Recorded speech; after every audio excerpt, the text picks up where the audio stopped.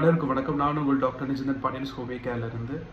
சரியே பண்ண முடியாது அப்படின்னு சொல்ல நோய்களில் ஹோமியோபதி மருத்துவ முறை மூலம் சரி பண்ண முடியும் அப்படிங்கிற ஒரு முக்கியமான நோய் என்னன்னு பார்த்தோம்னா SLE, சிஸ்டமிக் லூப்பஸ் எரித்மெட்டோசஸ். இன்னும் சுருக்கமாக சொல்ல போனால் லூப்பஸ் அப்படின்னு கூட சொல்லலாம்.